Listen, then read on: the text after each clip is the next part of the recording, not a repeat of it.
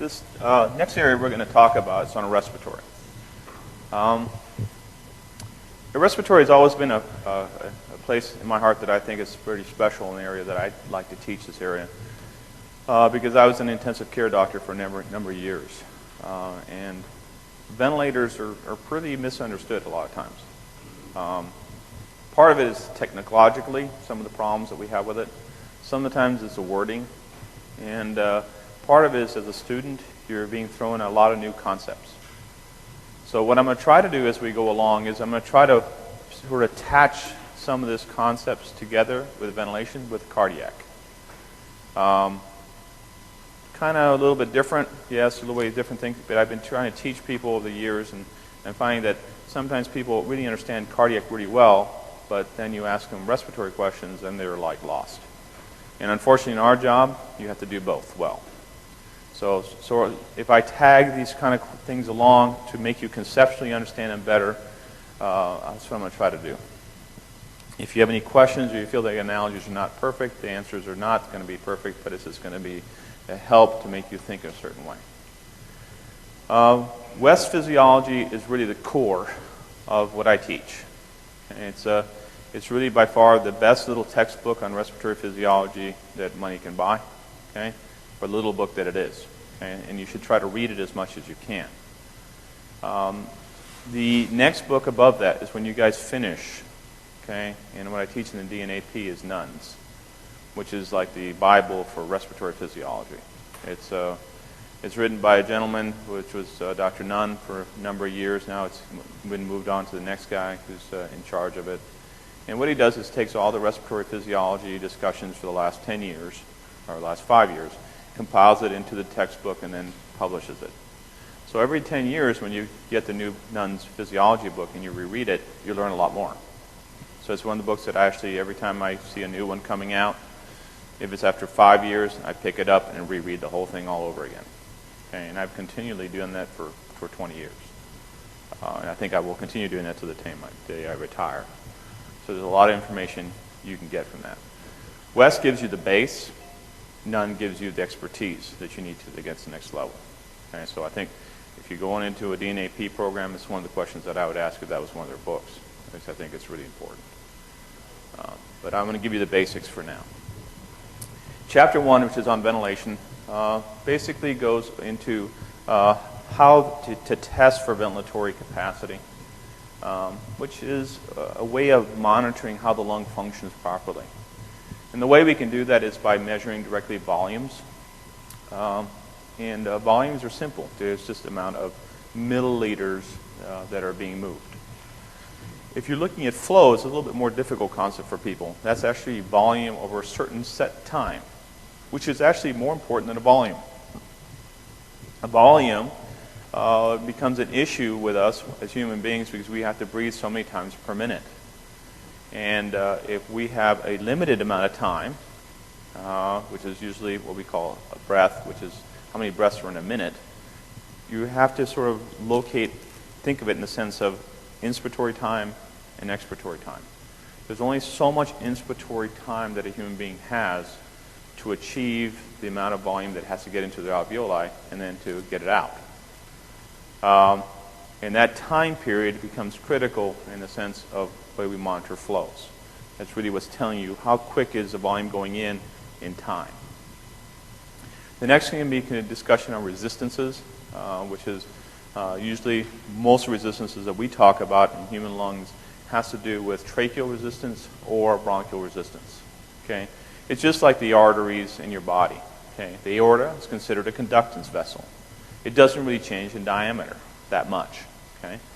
Guess what? Trachea is the same way. Trachea is pretty much not going to change in diameter. It's a conductance tube.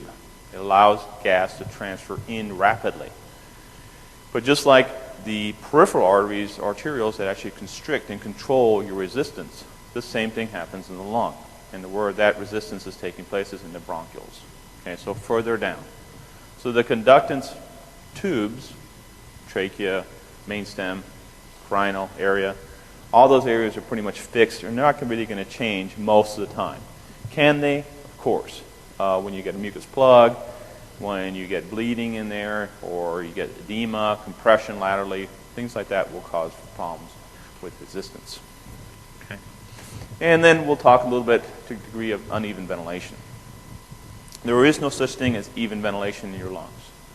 You live in a gravity environment, and because of that, there's uneven ventilation, simply stated.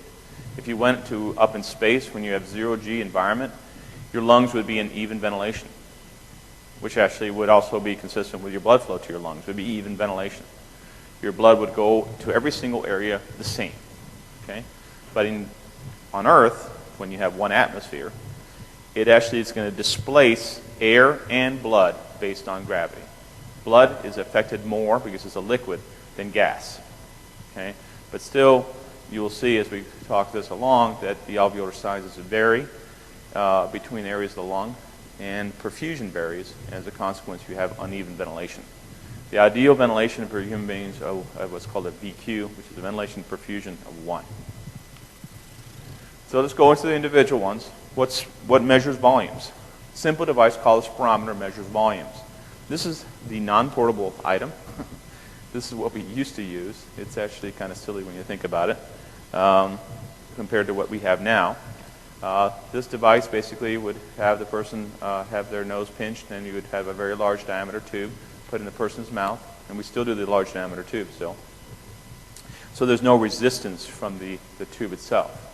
And the person would just basically take an inspired tidal volume breath and expired, which will be called the tidal volume, which is going up and down, which is graphed on this graphical paper with time. And then the person's told to be taking a big, big maximal breath and then breathe out. The benefit of this kind of device is that it can give you different disease states, if you have obstructive disease states or restrictive disease states. It also is able to measure flows and volumes. Okay? Now, the good thing about the new machines, which is completely computer-driven, I can take your Apple or any one of your PCs, put in a piece of software in it, and then connect up a little spirometry device that's based on Doppler, connect it up to your computer, and I've got a spirometer. Very simple. I don't need the drum anymore. All of it now is done electronically. And that's really nice because you can then transport it. Your device is no longer this big, heavy thing that you've got to carry. Now, it actually can be put on a laptop, walked around anywhere in the hospital, and now you've got a pretty useful device. I wish it was more useful than it is, unfortunately, and as I'll talk to you a little bit further along this. All this stuff has significant limitations. It's not the perfect end-all and doesn't give you all the answers that you want.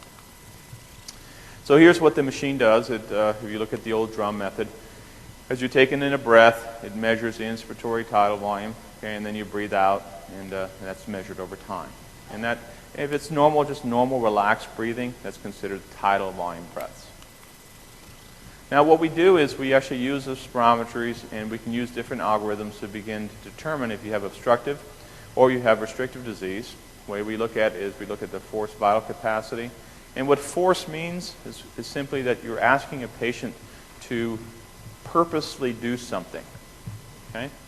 So anytime you see this vital capacity, it just means that the person is theoretically doing it without being told to do it in maximal effort. Okay?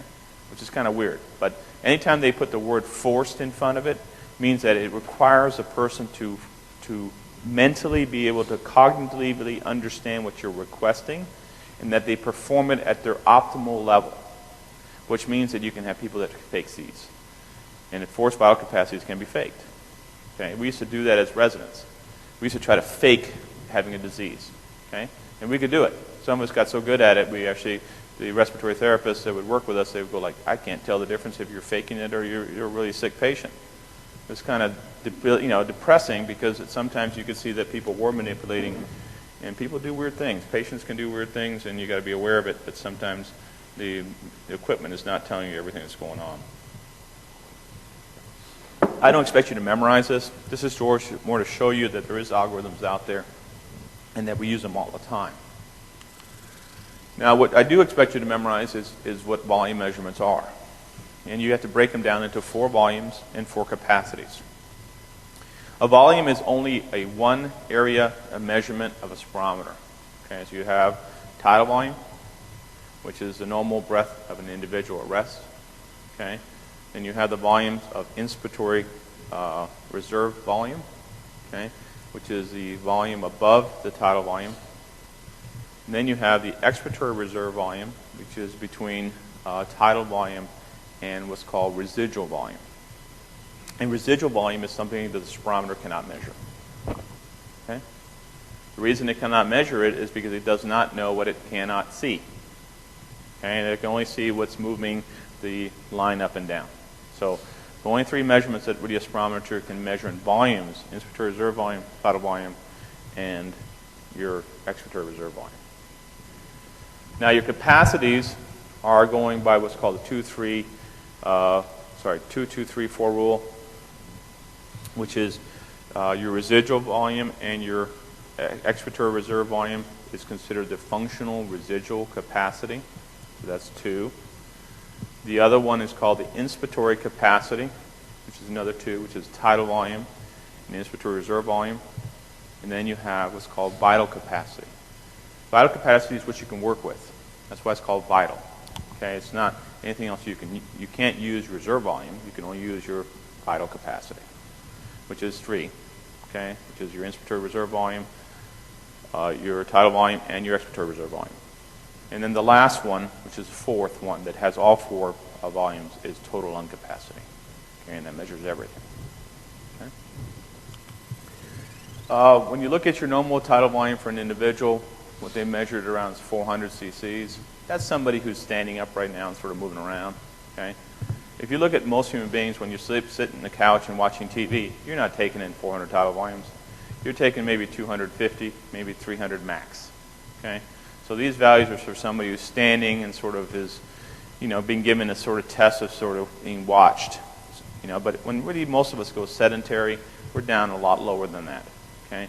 And the reason I know that is because clinical application and reality of what we do is when we wake patients up, when we let them spontaneously breathe after anesthesia, is that they're breathing around 250 to 300.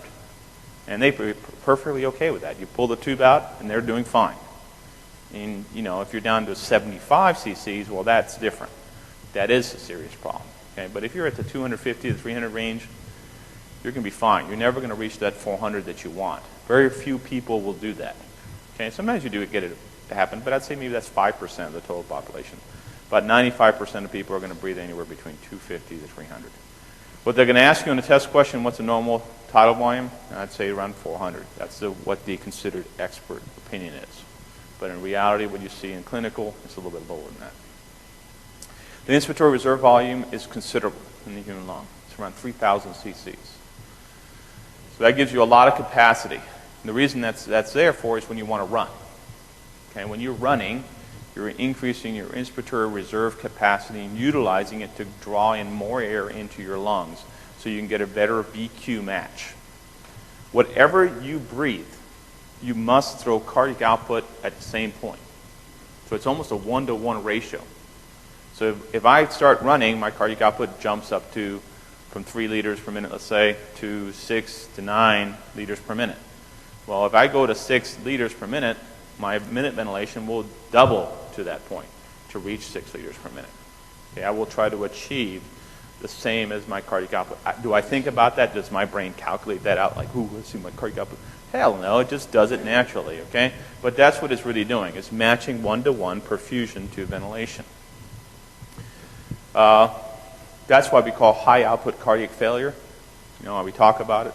Cardiac output's going to be increasing, but the person's minute ventilation is really not increasing that much. Well, guess what's happening to the blood then? It's going to areas that are unventilated. So you now start dropping the SAT value of the blood, and the person starts getting stressed because they're working harder and their heart's not doing well with that. Okay? Your expiratory reserve volume is about a third of the inspiratory reserve volume, which is only about 1,200 cc's. And then you have residual volume, which is another additional 1,200 cc's. So there's still a lot of volume in your lungs when it's empty. And that actually is good. Okay? And you have to ask yourself, geez, Dr. Nolan, that means you're losing 1,200 cc's of possible capacity. Why would you want to do that? What would be the purpose behind it? And the answer has to do with the alveoli themselves. If you take all the air out of the lung and you fully collapse it down, yeah, do you have a possibility of having this huge increase in volume? The answer is yes. But at what cost? And the answer is resistance. Okay? If you completely collapse the lung down, resistance goes up so much that to take that first initiating breath to get that air back in the lungs is very hard work. Okay? And very soon the diaphragm will exhaust out. So by having a little residual air left in the lungs, it gives you a set point where the diaphragm works more efficiently. Okay? As we talk about that, what you have to think about this is the muscle that drives your breathing is the diaphragm. That's your set muscle. And it's a muscle. And as a consequence, as a muscle, it requires the same things as any other muscle. It requires rate of how fast it's going to contract. It's going to depend on preload, afterload, which is how much workload it has to sustain once it starts to lift or move, and its contractility velocity. Okay? The diaphragm, as a unit, doesn't really have the ability to increase its contractility tremendously. Okay? What it does have a lot of ability is to change its preload point where it is at maximal efficiency all the time. Okay? That preload point is hidden in the respiratory physiology as a discussion of FRC. Okay? FRC can be asked, if you ask somebody, what is FRC? People will give you 5 to 10 different definitions what FRC is. And unfortunately, they would be all right. So that's where the confusion comes in for the student. But as the way I look at FRC, there's basically 3 things that I look at. How much residual volume there is in there, which means that how much oxygen can stay in my lungs when I stop breathing. 2, I also consider it as my preload point, or where I initiate my diaphragm. And that's really the major 2 that I want you to consider right now. Okay. So this is what I expect you to do on the test. What I'll do is I will give you test questions, and so will anybody else who's doing, to make sure that you understand volumes and capacitance, is they'll tell you, okay, what is this equation? FRC minus inspiratory reserve volume. That gives you what? Actually, what leaves you behind is tidal volume. Okay? See, was it? No, sorry. I'm doing it wrong. Sorry. FRC minus what? No, I did that wrong. Sorry. Just give me 1 second. Let me just make another question up. Yeah, you see, sometimes it makes me confused. What is total lung capacity minus vital capacity? Right. That's the kind of questions you have to, they're going to ask you. Okay. So the way I do these questions was, when I ever saw this, the first thing I did was I drew one of these, drew it real quick, put my volumes real quick, put my capacities, and figure it out from there. Because even on the fly, as much as I know this stuff, you still get confused. So that's why I draw it up first. Okay? Now the capacity measurements is basically 2 or more volumes, which I already went through that. This is the 4-3-2-2 rule, or the 2-2-3-4 rule I was telling you before. Okay? And you can see the actual volumes here. Total lung capacity is around 6,000 cc's. Okay? Vital capacity is around 4,600 cc's, which is very considerable. Okay? Inspiratory capacity is about 3,500 cc's, and your functional residual capacity is not small. It's around 2,400 cc's. Now, FRC is basically the preload of the diaphragm. It's where I consider it one of those most important concepts. Where does the diaphragm work at its maximal efficiency? And the lung basically always tries to make sure that the diaphragm is at its maximal preload all the time. That is what your lung is trying to achieve. The reason that is, and it's different than any other muscle in your body, is that you have to breathe every day, every minute, for the rest of your life. And you cannot afford to get the diaphragm to become exhausted. If you do that, it becomes what's called respiratory arrest. And we see that clinically happen all the time. Okay? So 99.99% of your life, your diaphragm is going to do everything it can to maintain that high efficiency state where it's only doing workload that is acceptable. Okay? And does it over and over and over again. Okay? Now, what's bad about the lung is that the diaphragm is pretty much the only major muscle that's responsible to breathe. Okay? So if you throw it off if its preload curve, if you throw it, it's not like a normal preload curve where you look at, let's see if I can draw this right. If you look at let's look at the analogy for hearts. What's that? Can you see it okay? Or does it not come up? Is it better green? Nah, that one got worse. How about black? Okay. When you look at the normal preload curve for the heart, it looks like this. This is your Starling's curve, and you got your preload curve underneath it, right? Okay, which usually indicates that you increase volume, that the ability for the heart to contract is more efficient. Okay? The heart's different. I mean, the lung is different. The actual diaphragm does the following. It has a curve that looks like this. Okay? That's maximum efficiency is right here. Okay? And preload curve is like this. So when you see FRC, that's the optimal place to stay. If your FRC goes up in value or goes down in value, it's bad. Okay, I know it's not really drawn perfectly the way you want to see it, but what the FRC is trying to tell you is if you go out of set point, if you go out of the normal area, either way you go, what do you lose in the actual ability for that diaphragm to work and contract properly? And the answer is it goes down. It never gets better. It's always at this optimal place at the start. So let me give you an example. Just give you examples of decreasing FRC first. Okay? Diseases like pulmonary edema, where lung weight increases. Okay? ARDS, pneumonia. Okay? What else would I think of? Pulmonary edema, all that stuff. Okay? So anything that increases lung weight reduces FRC. Morbid obesity decreases FRC. Pregnancy, especially in the last trimester, you get a reduction in FRC. All those things are doing one thing. They're driving the set point downwards. So the ability for the muscle to contract appropriately diminishes. Okay? And the only way you can change it, if I told you that contractility of the actual diaphragm is limited, what do you have left? How would you increase cardiac output if I told you that your stroke volume was fixed? Rate. So what happens to this problem? Rate. Respiratory rate goes up. So when you're having an issue with these kind of patients, okay, the first thing you'll notice is they get tachypnic. They'll start to breathe fast. And that's a bad sign.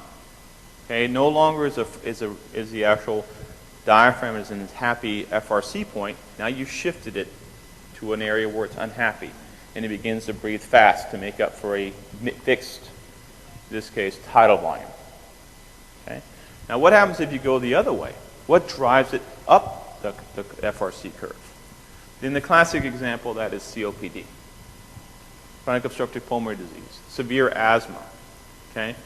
These patients look like they have huge chests, and you go like, gosh, why can't this guy get any air in him?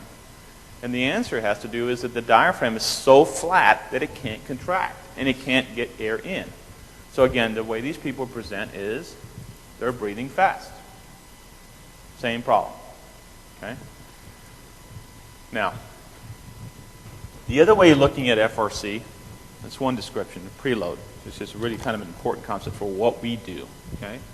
The other concept of what FRC is that the volumes at which elastic forces equal. Okay? Because as a student, you haven't maybe seen this yet. Maybe some of you have that worked in the emergency room.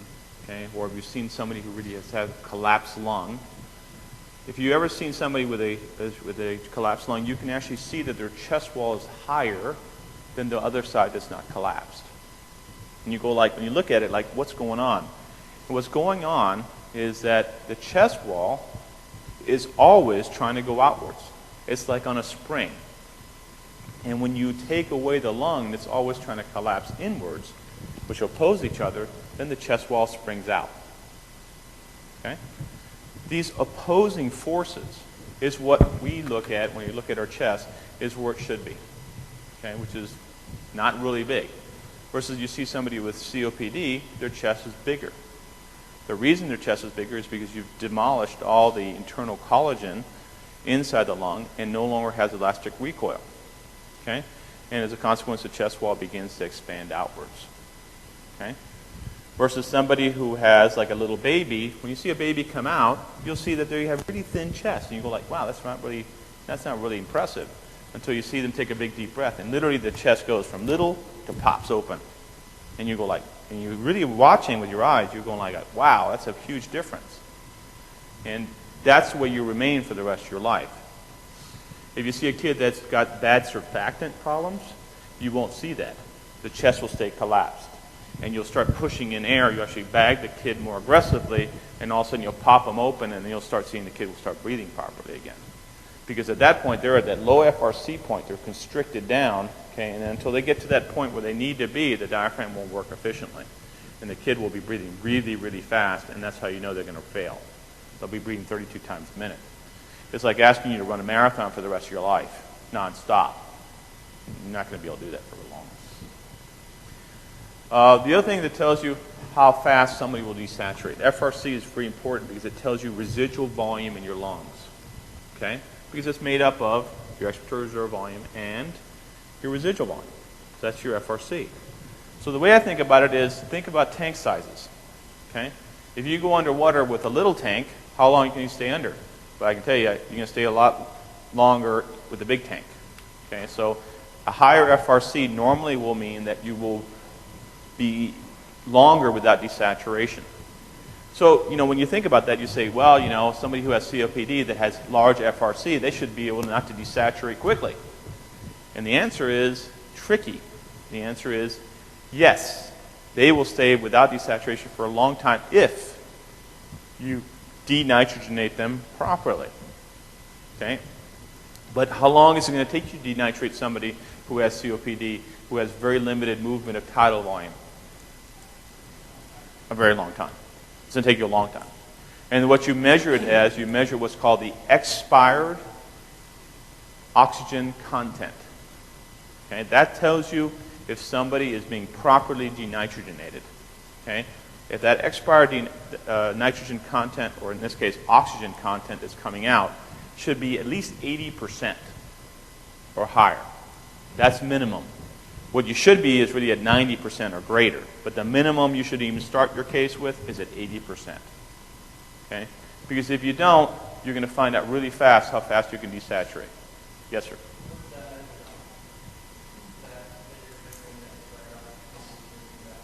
It's measured on your data, on your gas analyzer, on the machines that almost all centers now have. 20 years ago, I would have said there's nothing you can do to measure how well you're denitrogenating except measure time by your watch. But recently, in the last 5 or 10 years, almost all clinical sites have gas analyzers that are measuring gas concentration. So you can see your vaporizer concentration as well as your FiO2, and not only your FiO2, but also your expired oxygen content. Okay, FiO2 just tells you what's coming out of the circuit, but the actual expired oxygen contents tell you how much oxygen is coming out of the lung. And that's what tells you if you've still got nitrogen on board. Okay? So, yes? How you denitrogenate somebody, you put them on 100% oxygen. You put them on high flows. Okay? The reason you go to high flows, you should be at least 2 times minute ventilation, which is usually around 10 liters per minute. So we max out our flows of oxygen, 10 liters per minute. We keep the mask on so it's tight enough that it seals out the air entrapment coming in from the outside environment. So you're basically giving 100% oxygen to the patient, and that way you get rid of the nitrogen. If you do not put the mask on securely enough, okay, you basically train air and your FiO2 concentration falls off. So it takes longer to denitrogenate the individual. because most of our atmosphere is made of nitrogen. Only 21% of our environment has oxygen in it. And thank to God that it only is 21%. Otherwise, we'd be living in the dinosaur age. Remember, you ever seen the dragonflies from the dinosaur age? You know how big they are? They're cute, but they're big. That's how big a dragonfly is in the dinosaur age. You ever thought why? You know, I've never seen a dragonfly that big. Have you ever seen a dragonfly that big? They're only about this big nowadays, okay? What the heck's the difference? Why did it go from here to here? FiO2 dropped. Went from 35% down to 21%. Okay, so we live in an oxygen-deprived area in comparison to the dinosaurs, which is kind of good, too, because forest fires must have been fierce. How much oxygen in the environment, forest fires must have been something of a problem. It's still a problem at 21% oxygen. Okay? All right. And I always thought that was BS. I said, you know what, that can't be true. And then I read some of the new studies on Drosophilas. They're actually putting them in oxygen-rich environments, and the daggone Drosophilas are getting bigger and bigger every year. And I'm saying that's kind of bad. Don't send out those superflies. Be lifting up your sandwich and taking it for lunch. It's like that'll be bad. Okay? Now, what FRC does is it measures. It can be measured by looking at what's called a compliance curve. Okay? And guess what? This compliance curve is the same as the preload curve that we talked about. It's measuring how much change is taking place inside the heart anymore, but actually inside the lung. Okay? And the normal compliance curve is made up of two things. Okay, two lines. Two lines make up this value: the chest wall and the lung. Okay, and there are two different areas. If the chest wall is getting more stiff, it shifts the curve in one way. If the lungs get more stiff, it shifts it the other way. Okay? So this is what we call the volume pressure curves. Okay? And this is the two values that you're looking at. One's the blue line here is lung compliance. And then the actual chest wall itself is called the thoracic compliance. And then the line that's in between it that's generated by these two is what we look at here. This is the actual FRC curve. Now, your normal value for FRC, where the person is at rest, should be somewhere right up. Sorry, I put the line in the wrong place. Somewhere up here. That's where your FRC starting point should be. Somewhere like there. When you take in a small change in pressure at that point, okay? Say we generate a 10 centimeter pressure change, with positive pressure in this case. So we're going to go 5, 10.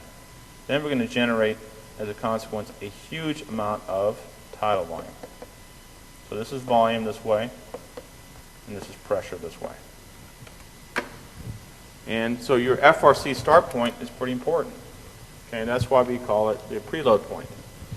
If, let's say, you get a reduction in FRC, let's say you go down this way and you're down here.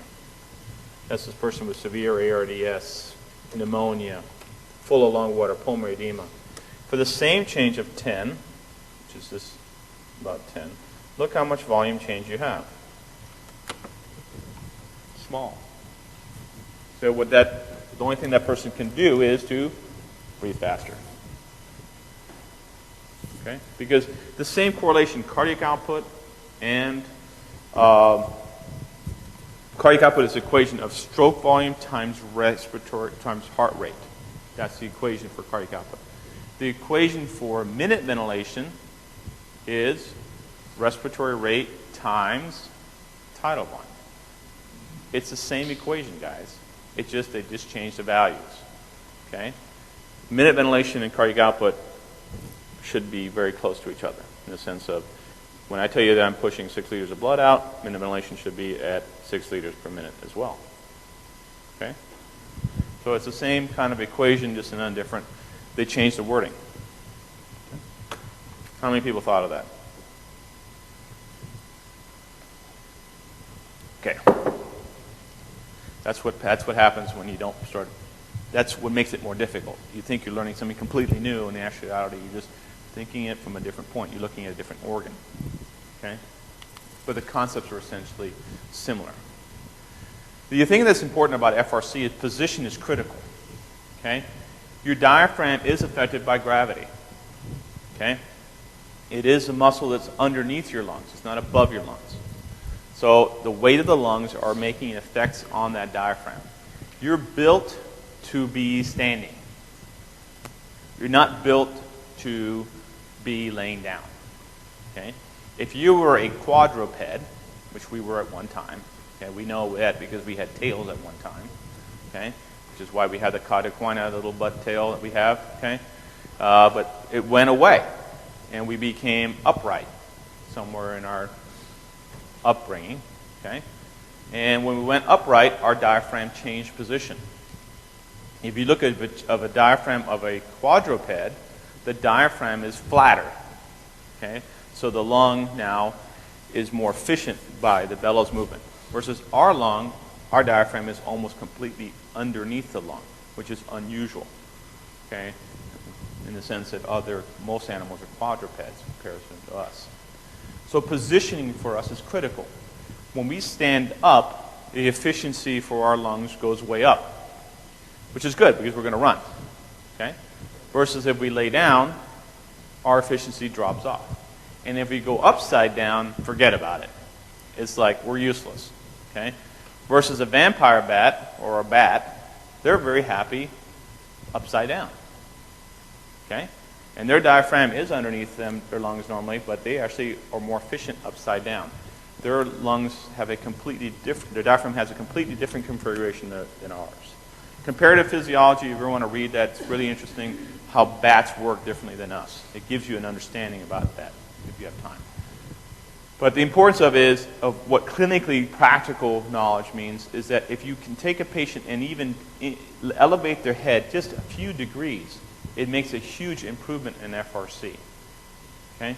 So if you have somebody who's pregnant, who you had to put under general anesthesia, and you're at the finish of the case, don't leave them flat. Lift their head up at the end of the case after the surgeon's done. Put their head up and their efficiency will improve. A person will not breathe as fast. They will breathe much more efficiently, and you can extubate them more rapidly. Okay? Force volumes and capacities. As soon as you put force on anything, it means that the value is dependent on patient effort. Okay? And what we're looking at here is we're trying to measure how much gas is being removed per time. So it's kind of a flow measurement in a way. Okay? It's a way of understanding how well the lung is collapsing into conducting airways. So it can tell you if you have obstructive disease or restrictive disease. If you have obstructive disease processes, that means as the person begins to exhale, different parts of the bronchioles begin to collapse earlier than normal.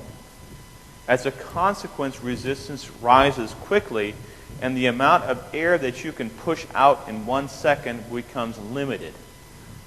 Okay? So what you'll see in somebody with bad obstructive disease is that from this start point in 1 second, instead of being down here in total volume, now you can only be here. So this person will begin to curve like this. And they'll eventually get to the same point down here eventually. Okay? That's obstructive disease. Now, restrictive disease, it's a little bit different. Does it affect their curve? The answer is yes. But can they exhale out the lung volume that they had before? The answer is no. It's like taking rubber bands, or actually taking a boa constrictor, wrapping it around you, and let him squeeze your chest. He's going to squeeze you down and make you restrictive. Okay?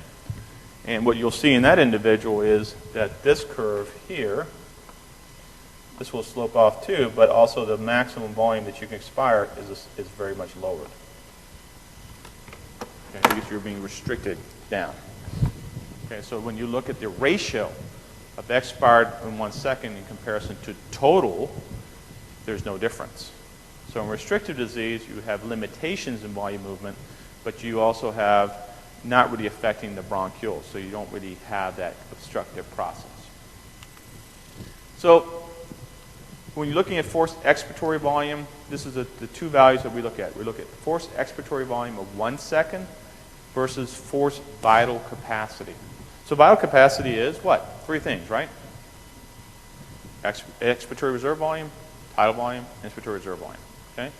So it's basically what you can push out of your lungs. You take in a big, big deep breath, and the person then will push as hard as they can out and as quickly as they can to get all the gas out of their lungs. Okay? Now, that functional vital capacity, okay, the forced vital capacity, is going to be compared to and made a ratio to what's called the forced expiratory volume of 1 second. And that's going to tell you if the disease process is obstructive or restrictive. Okay? Here's what you have. We sort of went through this. Forced vital capacity is those 3 values. It gives you total work from. Exactly, so it's vital capacity. Then this is your ratio, your forced expiratory volume for 1 second for forced vital capacity. Okay? It's a very simple test to do as long as the person is willing to play along and work as hard as they can. It's usually very abnormal in patients with lung disease, so it's a valuable process for assessing progress of disease, and it differentiates the disease into either obstructive or restrictive processes. And that's kind of helpful. So let's look at the actual values. Obstructive disease has an overall decrease in your forced expiratory volume in 1 second to your total forced vital capacity. Okay? So you'll see as this individual, the forced vital capacity, it'll be okay, reasonably okay, but the forced expiratory volume will be significantly decreased. So that gives you that FEV1 to FVC ratio decrease. On the other hand, restrictive disease will get an overall decrease in forced vital capacity as well, but the way it does that is by not affecting your forced expiratory volume in 1 second. So you're actually, in this individual, it stays the same. The ratio stays unchanged. Okay? Does that make sense? Now, what you'll see is this is showing you 2 processes, and this is what I sort of want to hint at and come back to in a second. This one here in B is normal. This is an individual that you're looking at when the person takes, sort of draw it out here. This is the normal tidal volume breath. Okay, so if this individual was looked at from this point here, you would see this little breath like this. It would look like that. Okay, this is called a forced volume loop. Flow volume loop. Sorry, flow volume loop. Okay. But it's forced, okay? So are you going to see this in clinical, this big one like this? And the answer is no. Why will you not see that in clinical? The person will be intubated, and they'll tap in the forehead. Hey, dude, take a big deep breath. Is he going to take a big deep breath? He's asleep under general anesthesia. He's not going to do anything. Okay, at least I hope not. Okay, otherwise you're not doing your job. Okay. All right, so they're never going to give you this forced loop that you're going to see on the typical test questions that you're going to see. So instead, what we look at is we're looking at the little curve, which is basically looking at this guy here, which is tidal volume. Okay. Then what will happen is the person will take in a big deep breath in, okay, which is big deep breath in, okay, goes out to this point. So this point correlates to this point. Then the person will exhale rapidly. This air is due to what? What's the first air coming out of your lungs? Dead space, yep, but dead space is anything that's above the alveoli, right? So that's a lot of air, but what's another way of looking at it? Why is the gas coming out of you so fast?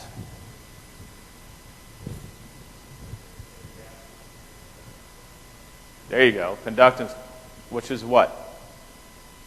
Trachea and your bronchial, okay, the primary bronchial. So the first portion of that curve is a tracheal breath that's coming out. That's why the flow goes up so fast, okay? And then you see the secondary portion of the curve, and that's the resistive component. That's your true bronchioles. So if you're looking for obstructive disease, are you going to see it here? I told you that normally that's not going to happen because those are conductance vessels. Those are big. They're going to get the air go out. But where you're looking for disease obstruction, it's going to be here. That's where you're going to see it. You look lost. You get it? I'm getting there. Okay. All right.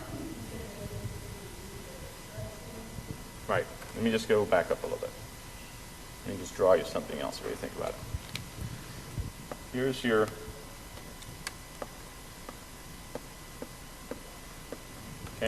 trachea and the bronchioles. Okay, the primary bronchi.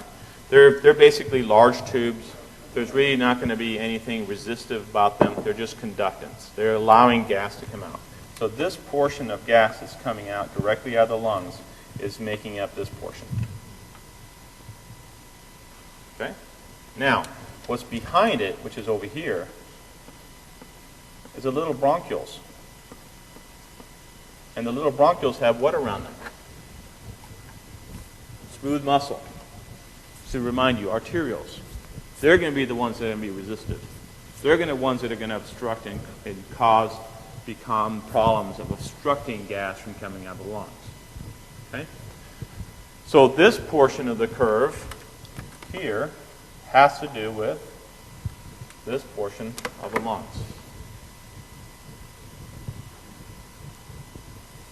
Does that make more sense now? And that's really, really important. Okay? And I wish the book explained it better. Because when you read it, you go like, what are they talking about? Okay, it just sort of goes right over you. Trust me, I read this 5 times, and the first 4 times, I'm going like, I have no clue what they're saying. The 5th time, it finally like dawned on me, okay, what am I really looking at? Okay? And you start taking this thing apart in time and think about what portion of the lung you're looking at. So if I have an obstructive process, okay, that's inside the bronchioles, where am I going to see it? And the answer is going to be here. So if you look at this portion and this portion, they look what? The same. There's really not that much difference. But where all the change is taking place is here, which that indicates that I have an obstructive process, that I'm actually diminishing the amount of gas that I can push out once I get to this obstructive area. And that's why it drops off so fast. Yes? That's a little bit tricky. The answer is no, there's no time on this. This one is time here, and this one is volumes. Okay, but this one here is volume over flow on it. Okay, so it's not time. It's intrinsically in it because flow is pressure over time. So it's in there somewhere, but it's not like going to jump out at you and say, okay, it's time-based. It's partly time-based. Okay?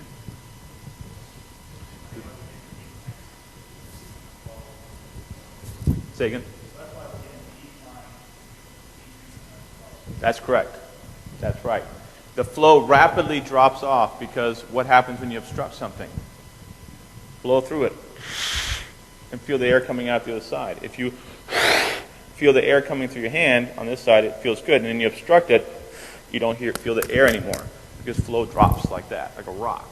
And that's what's happening with obstructive diseases. Versus if you look at your flow volume loop for restrictive disease, is that the second portion still is reasonably the same angle. This angle and this angle are similar. But the total volume that you're moving the flow is limited because you're restricting. Okay? You're actually compressing the chest and making it smaller. Okay? The way I always think about restrictive disease is think about a boa constrictor. The way it kills you and the way these people die of restrictive disease processes, it's like having a chronic boa constrictor on you. Okay? And the way I've actually had a boa around my chest. It's not fun. Okay? When I was playing with stuff when I was a kid, I did a lot of stupid stuff. Okay? My best friend had boas he had 20-foot pythons with him. So one day we were sort of playing with this, and the thing got angry with us, and it wrapped around my chest. And that's when I sort of still remember that to this day. When the sucker grabbed onto me, I thought it was going to hurt, but I didn't realize how much it was going to hurt.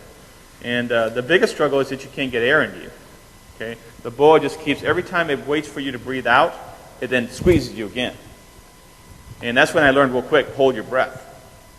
Okay? Hold your breath and breathe real soft, because that way you keep your chest wall expanded until we got the sucker off us. It was not a fun day. I realized how dangerous these animals were. So, But his father used to work in the Panama locks. He was one of the Panama Canal pilots at the time. And the boas would actually swim into the locks. And his father was a very conservation guy, so the guys wouldn't kill the boas. Instead, they would pick them up out of the water, and they would put them in a bag and give it to him. Then he'd take them out to the jungle and put them back in. So, but they kept pets for every once in a while. It was interesting. Now we got them all over the Everglades. People don't realize how dangerous these things are. Anyways, let's keep going. I think I'm going to stop here for 10 minutes. Yes? On the last slide, so the upstroke of the left-sided curve corresponds to both the hump on the top portion of the body part, correct? This portion here, this portion here, this portion here has to do with all what's coming out of the trachea and the bronchi.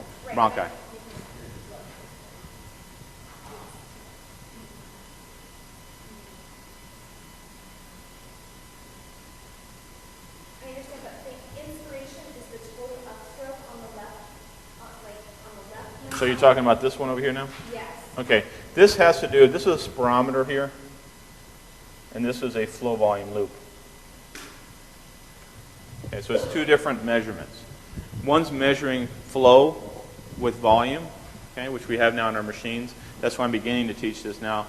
It's something I always used when I was in the ICU. It was very helpful. But now we're starting to use it in the operating room because it tells you if you have obstructive disease or not. Imagine if you're doing a flow volume loop and the person looks like this. And then all of a sudden in the middle of the case, it begins to change to this. It's telling you what? Right, you have obstructive disease. Now you could have bronchospasm. This person could be having asthma attack. This person could be suffering from an anaphylactic reaction. Okay, so those are the kind of things that we want you to start picking up on. Okay? So it's not just making you memorize stuff. I'm trying to make you learn stuff that you're going to use. I'm really going to try to push more the practical knowledge that you need than theoretical knowledge at times. Yes?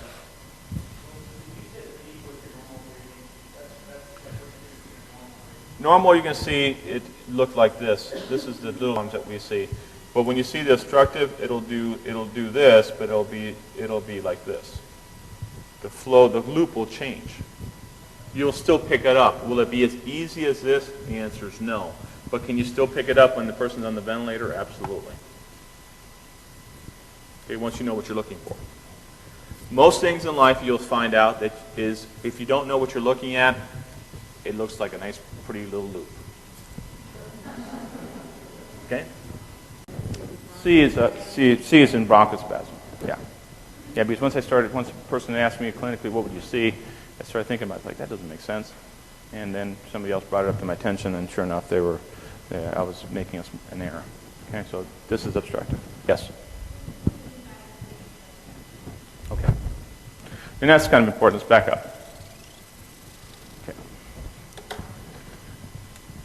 This value here and this value here are compared. Okay, this gives you a ratio, which is called the force expiratory volume in 1 second over your force vital capacity. That's a ratio. Okay? This ratio, when you have a person with, let's say, obstructive disease process, okay, the FEV1, which is how much volume is leaving your lungs, is going down. Okay? Your force vital capacity, on the other hand, is going down a little bit, but not that much. Okay? So the ratio overall means that this value goes down. So the FEV1 to FVC ratio for obstructive disease goes way down. Now for somebody who has restrictive disease, the FEV1, does it go down? The answer is it does, by 2 arrows. But the FVC also goes down by 2 arrows. So the overall effect on the ratio is unchanged. Does that make sense? That's really important. If you get that concept down, remembering ratios, that's what they're trying to get to you. That's how we separate obstructive from restrictive disease. You always have to know the FEV1 to FVC ratio. Okay. Anyways, interpretations of tests of force expiration. Okay, you can look at what's called reduced vital capacity. Can be from several reasons. Okay, for one thing is it's a decrease in stroke volume, which is in other words your tidal volume. Things like kyphoscoliosis, interstitial lung disease, polio, muscular dystrophy, and pleural diseases will all kind of contract you down. Okay, or you can have obstructive processes as well. So FVC, okay, which is forced vital capacity, diminishes in both sides, both your restrictive disease and obstructive process. So it's very, if somebody tells you, well, you have a decrease in forced vital capacity, are you able to tell if it's obstructive or restrictive? The answer is no, you can't tell, unless you get a measurement of forced expiratory volume at 1 second. And then you figure it out from that, from the ratios. Okay? The other thing that's also sometimes been used in the recent past, let's say in the last 20 years, with the use of computers, is a value called forced expiratory flow, 25 to 75. And what that is basically a measurement of the amount of volume and flow that's being moved in the first 25 to first 75% time to 1 second.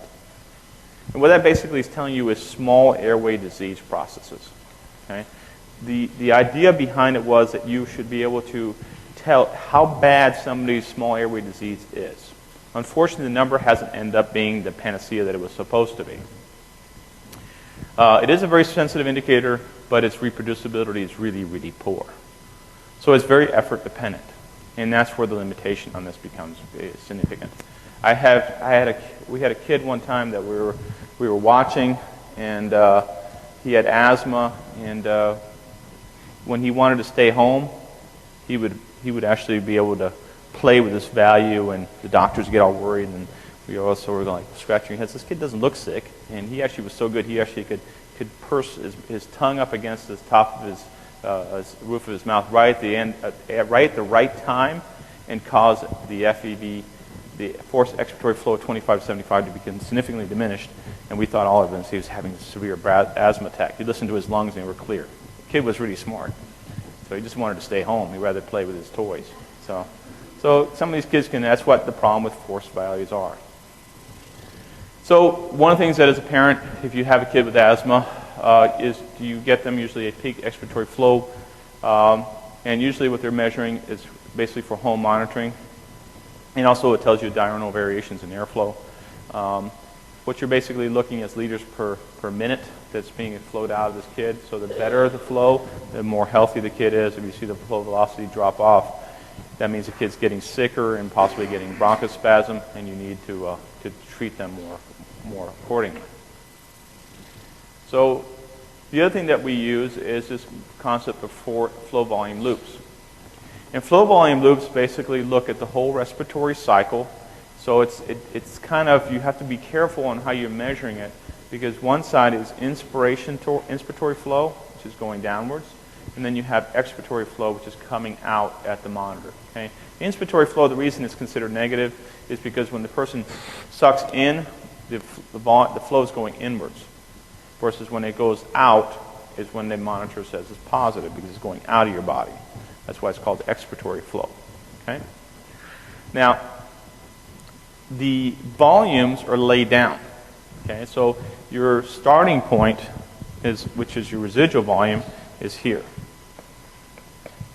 That's your residual volume. Okay, so volumes are going on your x-axis this way.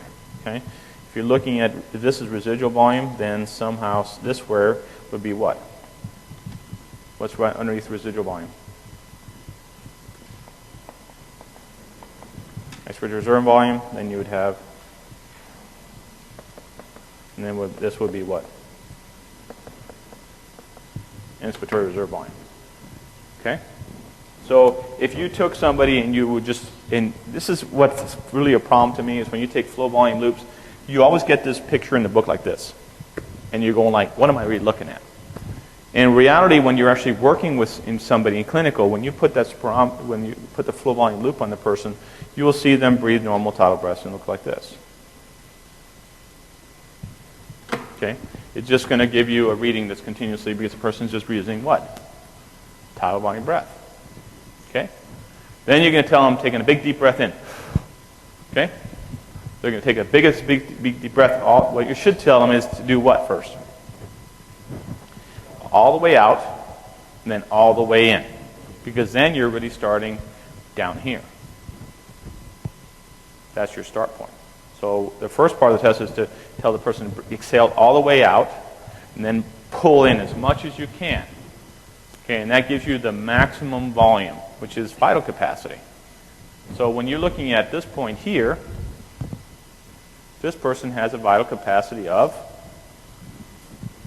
4 liters, 4,000 cc's. And then the person is going to exhale out at that point. And the exhalation, how fast it's going, is going to be dependent on how fast this arrow is moving. This movement is initially very fast because you're beginning to move all the air that's in your conductance vessels. Okay? Trachea, bronchial. Okay? And then the last portion of the curve is going to start diminishing, but eventually you're going to reach back to its 0 point if you ask the person to fully exhale. Okay? And that how much time it takes will depend on obstruction or restriction. Okay? If you're obstructive, it's going to take you longer. So it's going to take this curve and make it flatter and eventually get to this point here, which is not really quite probably drawn. It should be drawn like this. Okay? It's going to take a lot longer to get there. Okay? Now, what I've done for you here is, sometimes this gimmick works, sometimes it doesn't. Okay? What I've done for you is this is a flow volume loop, okay? And this is your, if you put your head sideways, is your spirometer.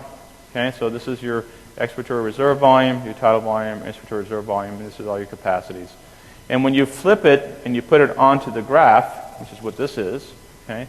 What I've done for you is I've taken the spirometer and I've overlaid it on your flow volume loop to show you where it is that you should be looking at, something that I just drew before. So here, in this case, is tidal volume. This is your expiratory reserve volume, inspiratory reserve volume. Okay?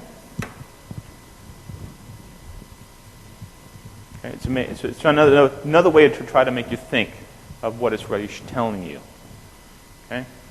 But really, when we're doing flow volume loops, what we're doing is we're trying to measure the ability for the gas to move in and out of the lung.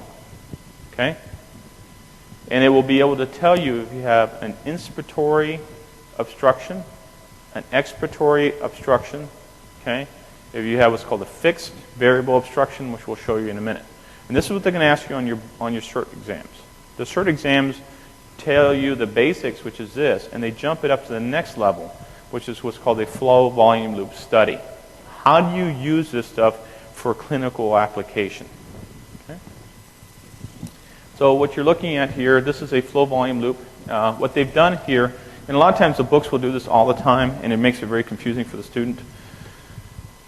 They will eliminate this portion of the curve, and they'll only show you this. So this portion is what I'm going to show you that. It's just a flow volume loop, okay? Except without the inspiratory arm. I'm just now looking at only the expiratory component. Because the inspiratory component is really not going to tell me obstructive disease that well. It's really the obstructive that I'm going to see on exhalation. Okay? So if I see obstruction, what I should see is that my flow initially will be fine because it's effort independent. Okay?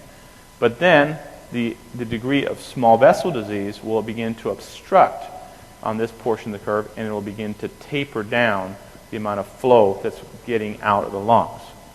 The way I try to explain this to most students is initially is take your fingers, put them around your mouth, and keep it wide open initially and breathe out. And feel with your hand what it feels like when you have air hitting it. And then take your hand and make it like you're obstructing. Drop it down and see for the same velocity of air, how much air do you feel? And you'll feel that it begins to diminish quickly. The more the obstructive disease process, the more you'll see the slope drop off. Okay? Now, the expiratory flow volume loop is helpful to also explain to you another quality that humans have, which is what's called dynamic compression. This is kind of an important concept because in COPD, dynamic compression goes away. Okay? And the person will obstruct more easily. Okay? What it does is basically, as you begin to exhale, different portions of your bronchioles will begin to collapse at a rapid rate in comparison to other areas. And what that does is it keeps residual air in the alveoli as a consequence. It doesn't really allow you to fully exhale out. Okay? Part of this reason is due to surfactant in the lungs as well. Okay? It normally will limit flow during normal inspiration in some patients with COPD, and dynamic compression can cause over-distension of the lung. Basically, the lung will stay hyperinflated. So one of the things that we can do to eliminate this dynamic compression is what's called pursed lip breathing. Okay, how many have been taught that before? Does everybody know what pursed lip breathing is? Okay, good. Okay, if you haven't had this experience, you'll have a patient that's got a COPD, and you'll tell them to close your lips, okay, and sort of breathe out against your cheeks being puffed out. Okay, basically you're putting in pressure inside your cheeks, and that puts a back pressure in the lung and prevents the dynamic compliance from collapsing, and then the person is able to exhale out more fully. Okay, works great when you don't have true smooth muscle contraction. So because what you're eliminating is this is not going to work in asthmatics. Okay? Because asthmatics are increase in smooth muscle tone. That's muscle contracting. That's really not going to help you in that. But COPD, the reason you get more dynamic compression is because you're losing the architecture around the bronchiole and it's collapsing down on you. Okay? So it's passive. So that is these processes will tolerate or actually will improve with pursed lip breathing. This is what I'm trying to explain to you here. What normally happens if you think of alveoli as a single balloon. The back pressure that this collapse occurs doesn't allow the alveoli to completely collapse, which is good. You don't want that. But in certain disease states where you lose some of the elastic recoil here, this collapses even faster than it should, and that person cannot exhale out. Okay. This is what they're trying to show you here. When it equalizes pressure, that's when the collapse point takes place. Now, the other thing that people will talk to you about, and this is a little bit confusing at times when you're looking at the textbooks, is that they'll talk about closing capacity and closing volume. And they sort of throw the thing back and forth. It drives me crazy because it's not the same value. A capacity is what? It's 2 volumes, right? Okay. Versus closing volume is basically 1 volume. Okay. It can't be more than that. Okay. So what is closing volume? Closing volume is a point where dynamic compression begins to collapse the lung. Okay, at which point the alveoli can no longer exhale out, and if you keep that person dynamically compressed like that, means no gas can come in either. What eventually happens is what happens to, if you still have blood flow going to there, what happens to the gas that's in that chamber? It gets pulled out. If it's oxygen, it gets pulled out. So the only thing you have left is nitrogen. Okay? So the oxygen is going to get extracted, it's going to dump a little CO2 in it, and that's about it. Okay? Now, if you denitrogenate somebody and you put them on 100% FiO2, and then you do the same thing, what happens to that alveoli? It's going to get plastered. It's going to get so small that it's going to be completely collapsed. That's why it's not good to be in high FiO2 states for long periods of time. Okay, because if you're hitting closing volume, you're going to fully collapse that lung down to walls touching each other, which is not what you want. Okay? Closing capacity is different than closing volume. Closing capacity has closing volume in it plus residual volume. Okay?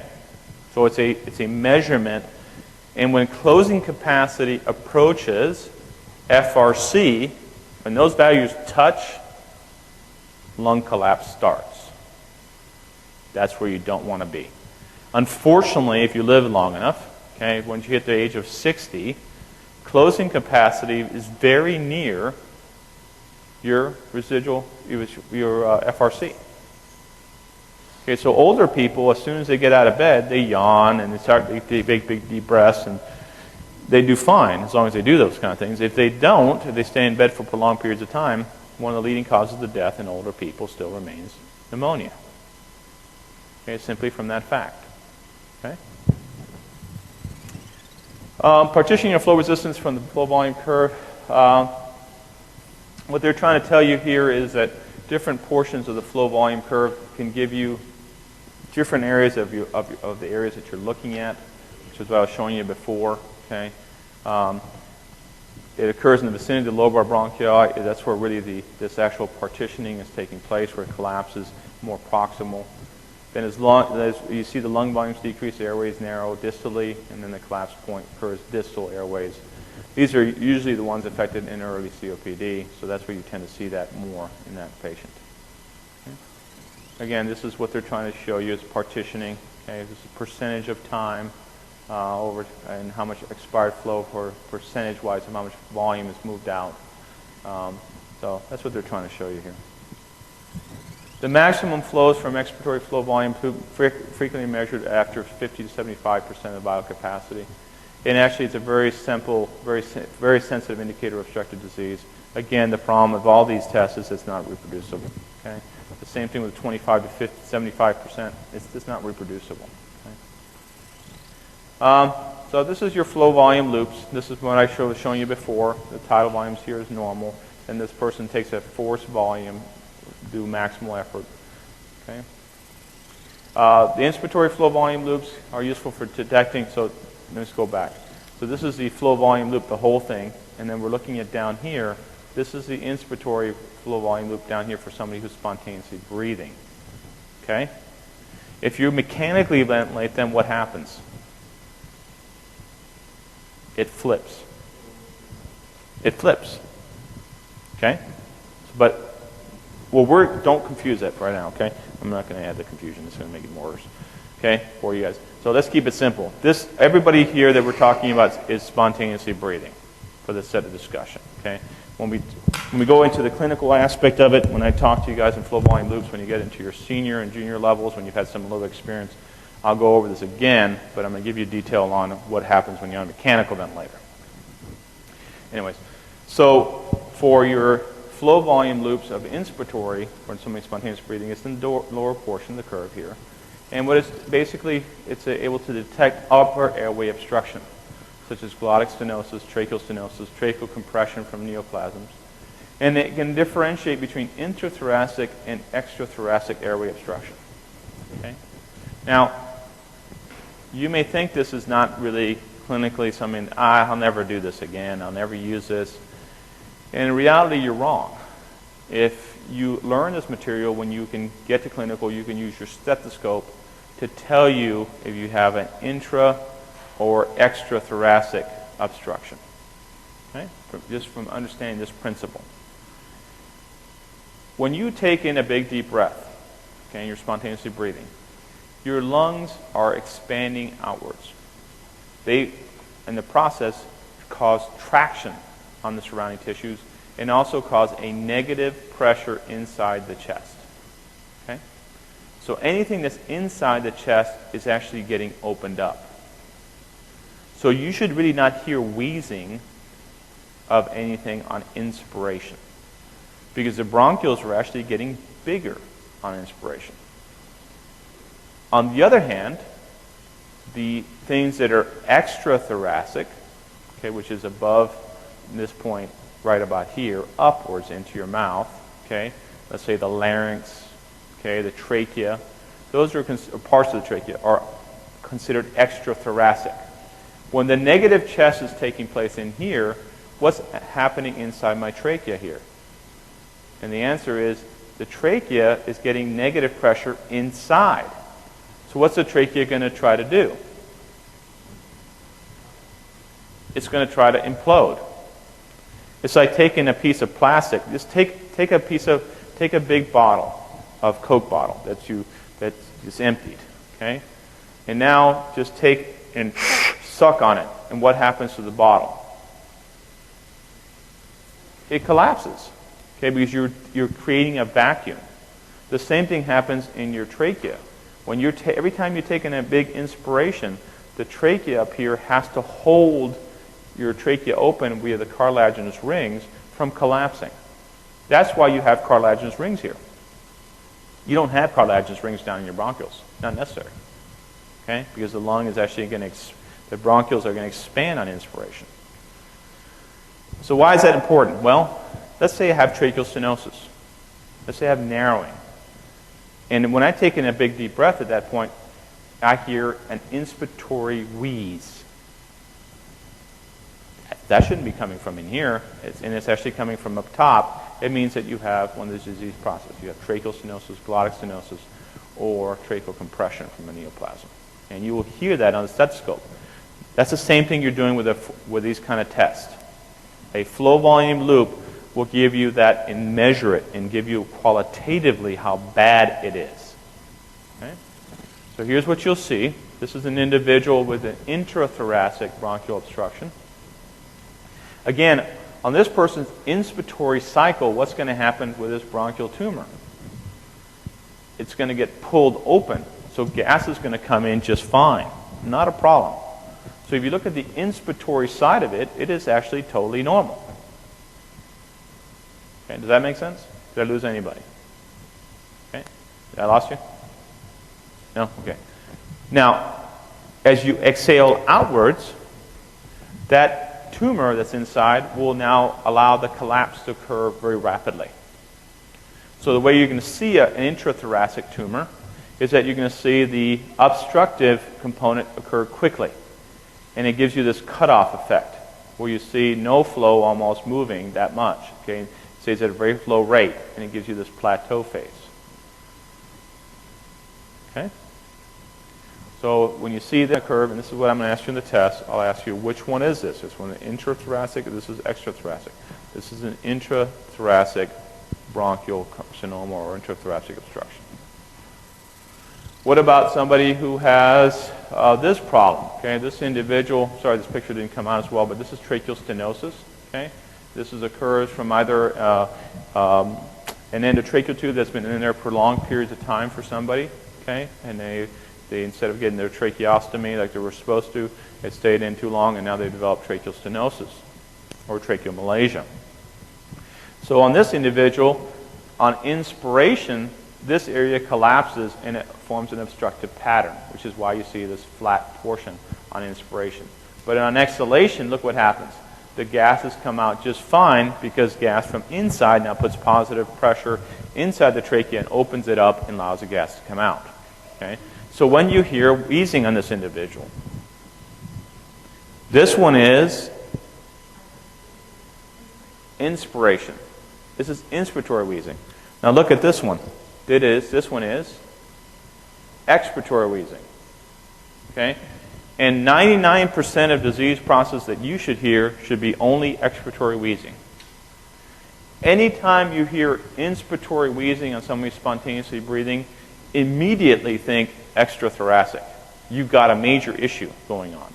It could be vocal cord edema. Okay? You could have a huge mucus plug. You could have a tumor. You could dislodge something and now something is stuck in the trachea. You've got a major issue on your hands. Okay? Now, you can have something crazy like this. I actually took care of somebody like this. This was a nightmare when you see them walk in. This should make you fear. Okay? And the reason the fear is so high is because I can't intubate this guy. Where am I going to go? Cardiopulmonary bypass? Maybe. Okay, but that's about the only place I got to run to. Okay? Because am I going to do a tracheostomy on this guy? Okay, so these guys are what's called fixed upper airway obstructions. This is actually from a goiter. This is just a benign goiter. It can kill you. Even though a tumor is benign, doesn't mean it can't kill you. If you let it sit for long enough time, it will kill you. It'll put enough compressive forces and cause all sorts of bad things. Okay? And this thing weighed about 7 and I think 12 pounds is when they took it out. Thyroid. Yeah, pretty significant size. The way this person was intubated was awake. Okay? So please don't be afraid of awake intubations. There's nothing bad with them as long as you do the right thing, which is put lots of local anesthetic. And as a resident, one of my fellow residents said to my guy in charge, says, I will never do an awake intubation because it's painful to the patient. Wow, that was a bad thing to say. Guess what we were all doing the next week? Awake intubations to ourselves.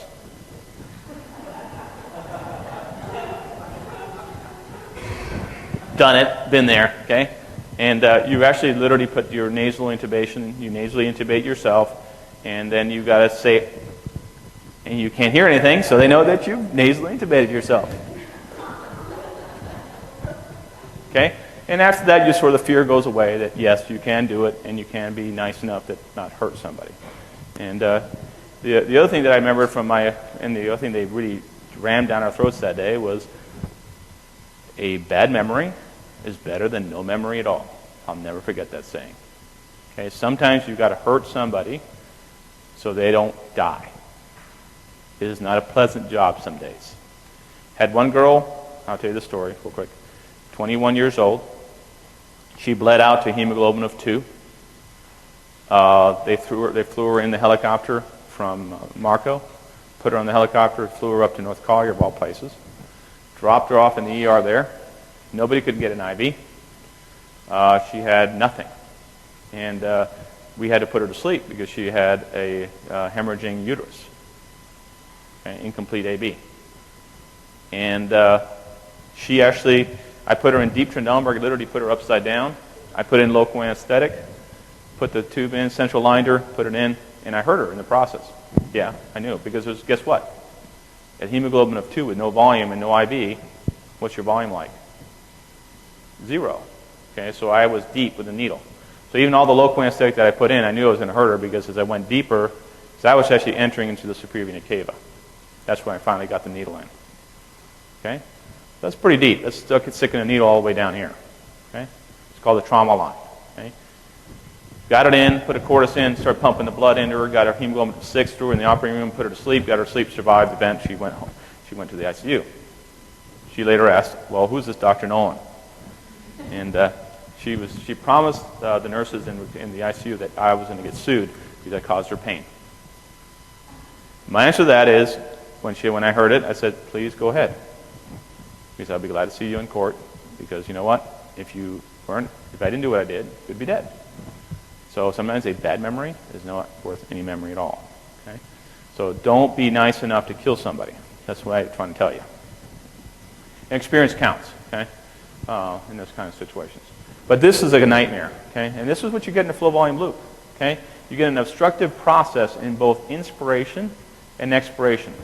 The reason you get it on both ends is because it's fixed. It cannot change. So what you hear on this person now is inspiratory wheezing and expiratory wheezing. Okay? But when you hear this, it's a nightmare. You actually don't hear much at all because you can't get your stethoscope to hear anything. Okay? So, and these people have very severe sleep apnea. They don't lay down. They sit when they go to sleep.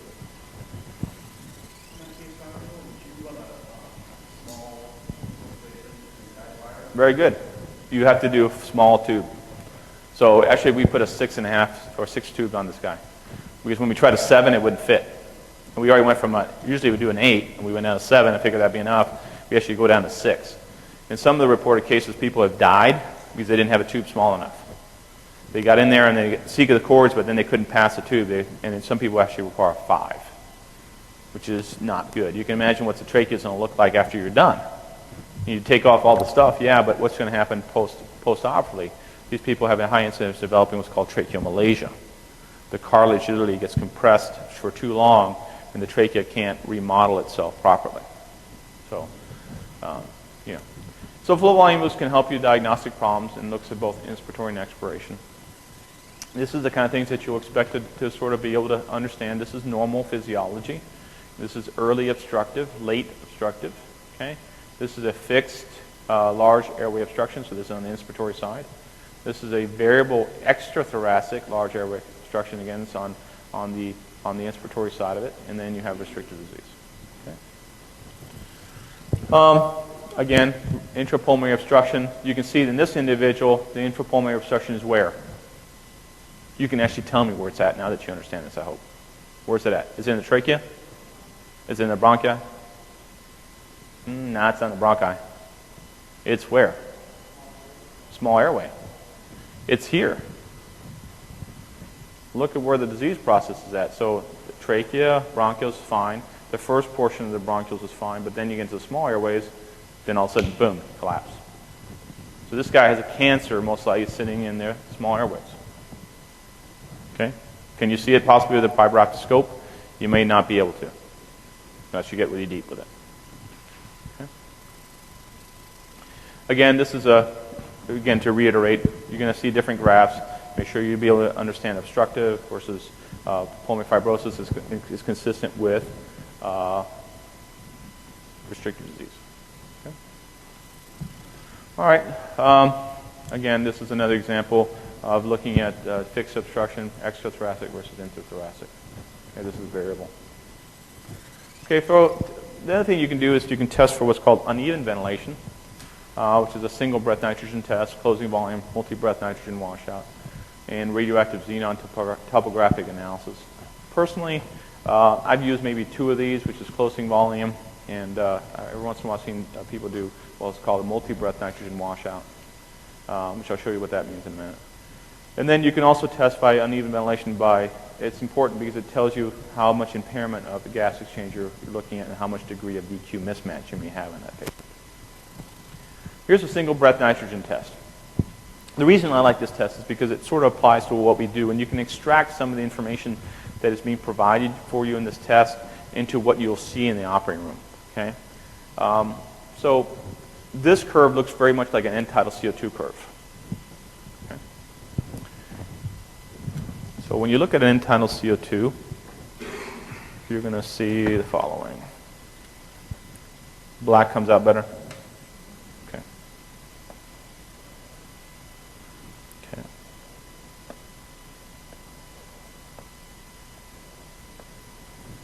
Okay. And in this case, I'm going to do it a little bit differently. Hold on. I'm going to do it 0. 0. I'm going to make it 3 here. I'm going to make it 4.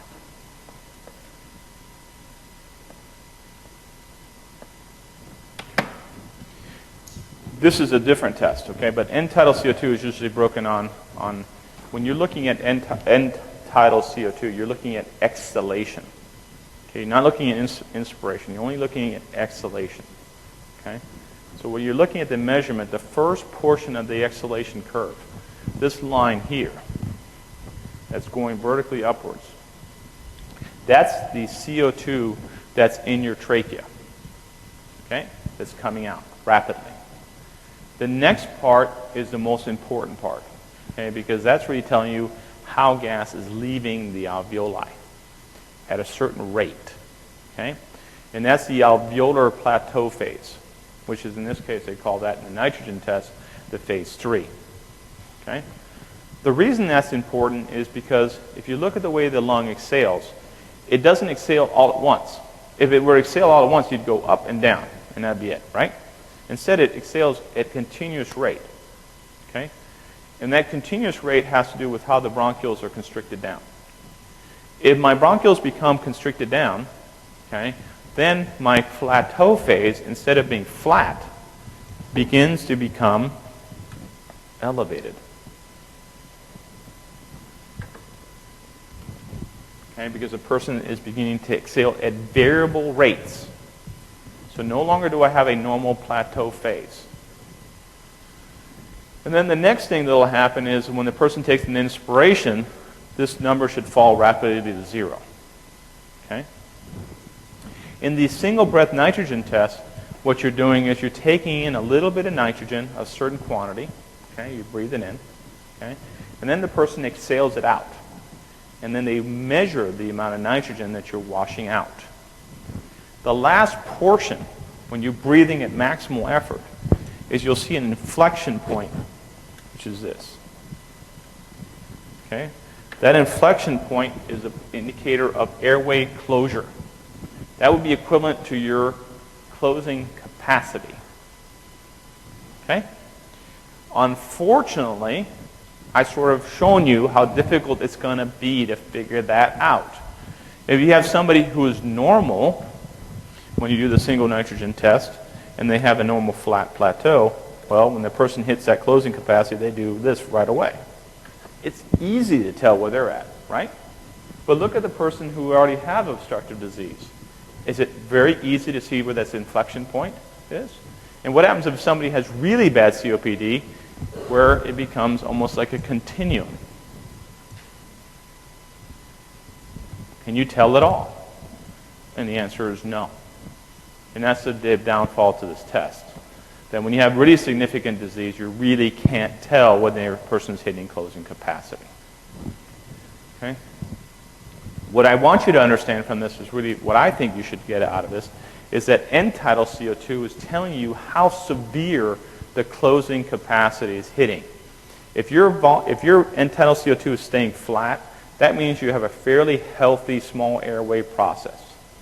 If you have all of a sudden the CO2 curve rise in that alveolar phase, the more rapid the rise is, the more vertical it is, the more severe the bronchospasm is. Okay?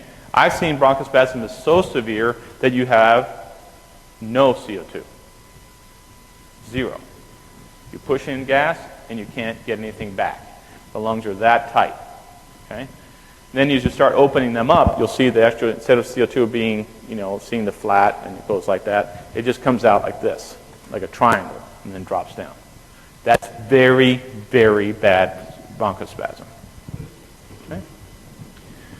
Now, this is what they'll show you. This still applies. Phase 1 is dead space. Phase 2 is anatomical dead space is washed out by alveolar gas. Phase 3 is the alveolar plateau, which should be flat. And uneven ventilation will rise in phase 3, which I was just explaining to you. And phase 4 is the onset of airway closure, and the closing volume is the point at which phase 4 starts. Okay? Here's where you see the closing capacity. There's a value. Closing capacity is residual volume plus closing volume.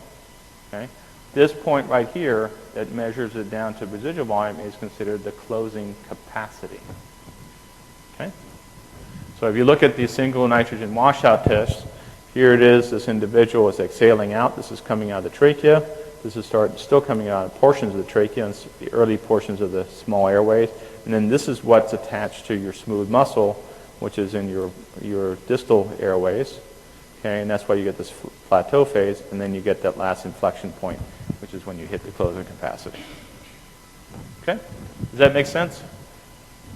It's a little bit of a difficult concept to get. Maybe you haven't done enough end-tidal CO2 work yet, but when you do, come back and read about this. It'll make more sense. It'll begin to help you understand what you're looking at.